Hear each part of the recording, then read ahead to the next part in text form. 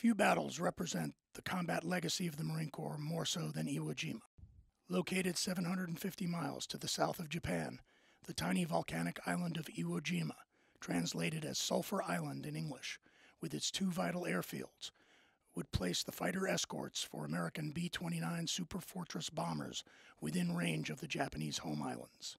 Understanding the strategic position of the island, and realizing that the tide of the war was flowing against them, Imperial Japanese forces began fortifying Iwo Jima in earnest during the summer of 1944 to prepare for an inevitable American amphibious assault.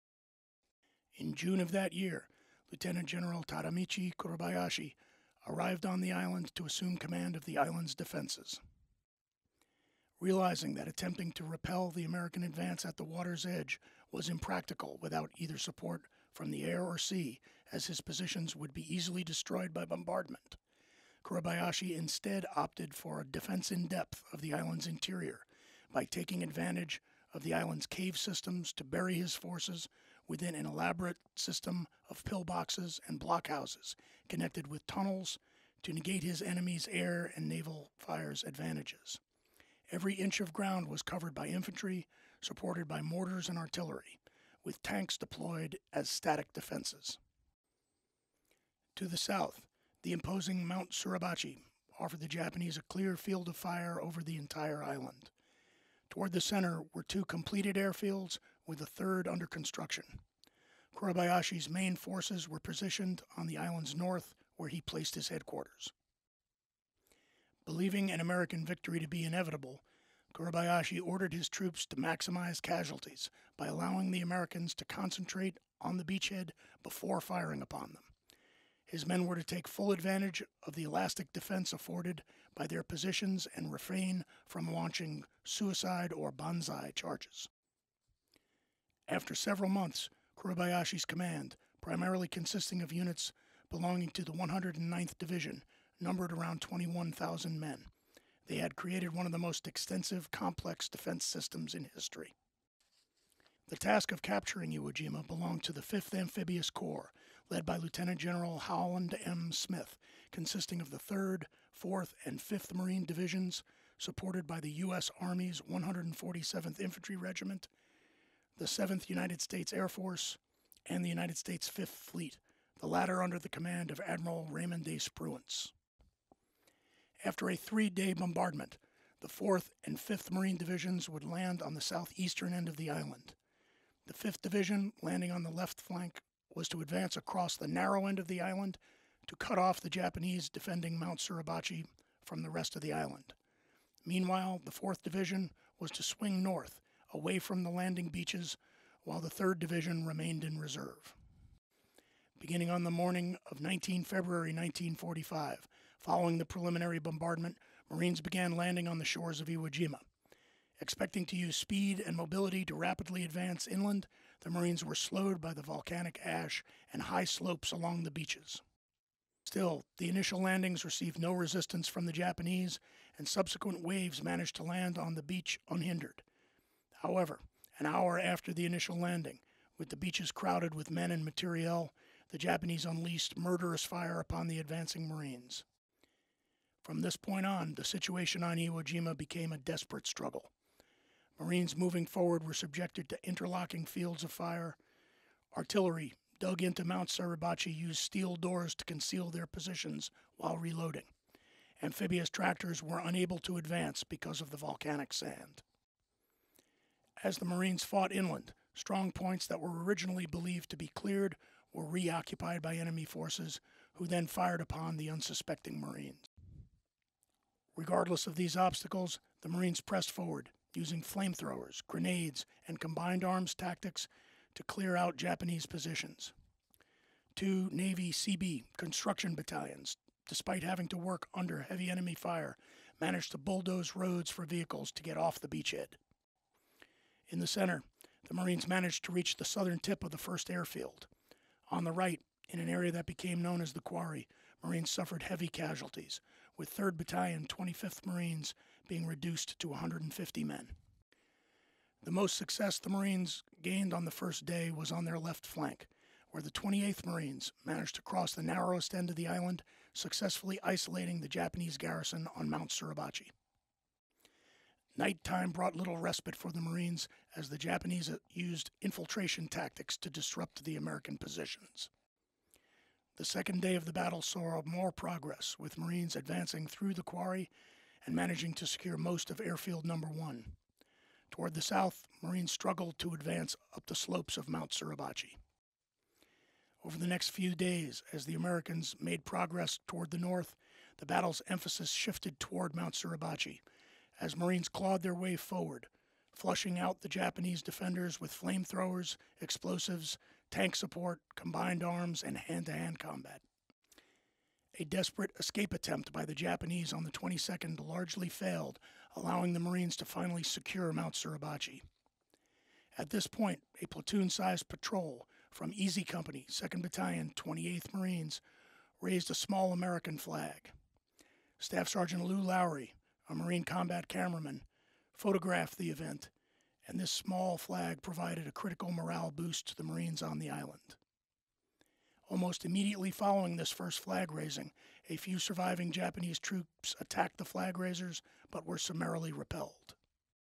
Later, a second, larger flag was raised by 6 Marines of Easy Company, 2nd Battalion, 28th Marines, and the photograph taken by Joe Rosenthal of the Associated Press would become the iconic image of Marines in the Pacific War. Despite securing Mount Suribachi, the battle was far from over.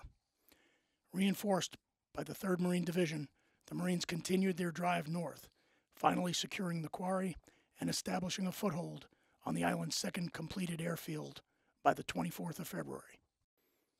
From here, things only became more difficult for the Marines.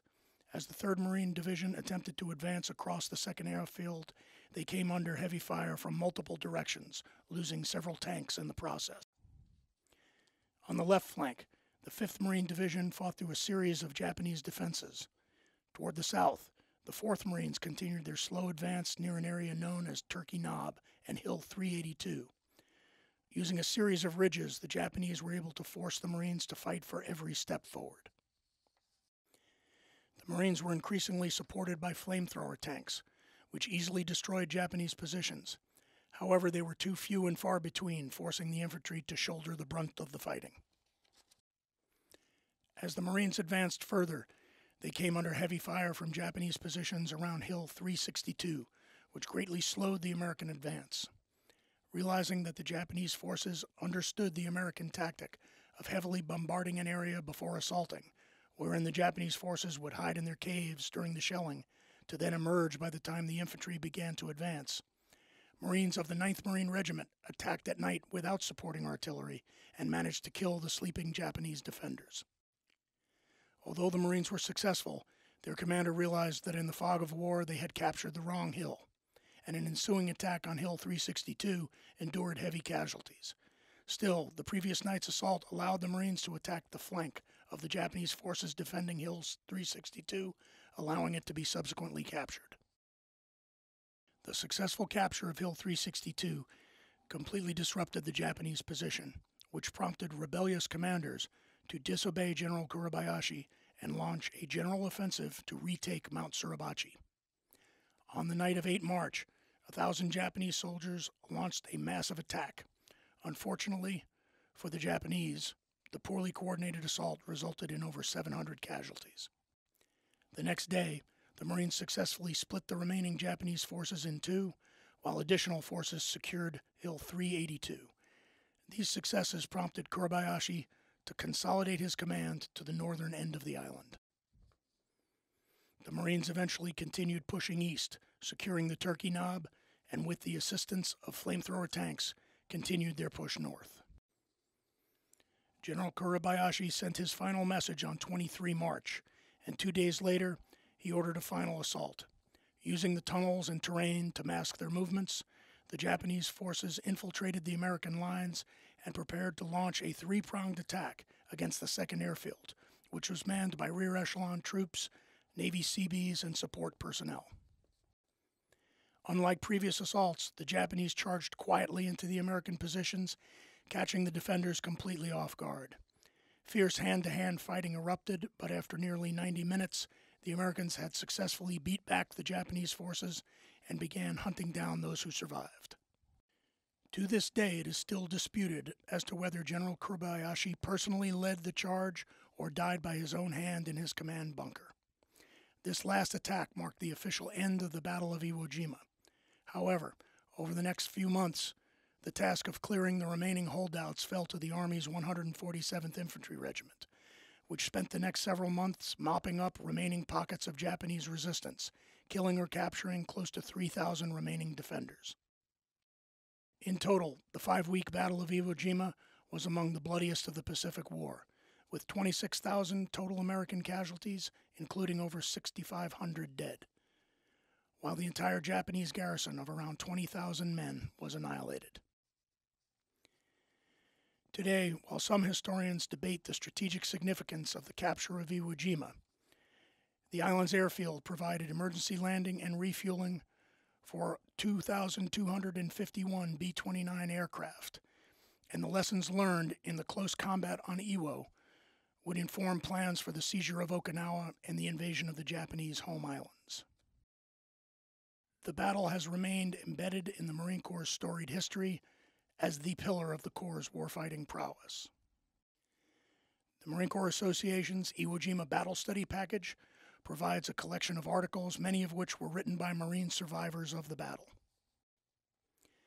Also included are a series of detailed maps capturing both the depth of Japanese defenses and the various stages of the American assault.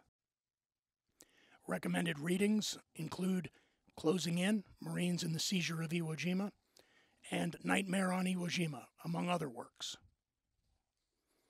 Finally, we offer a variety of curated podcast episodes and videos. To request a battle study package, please click the Request a Forum link on the Professional Development homepage.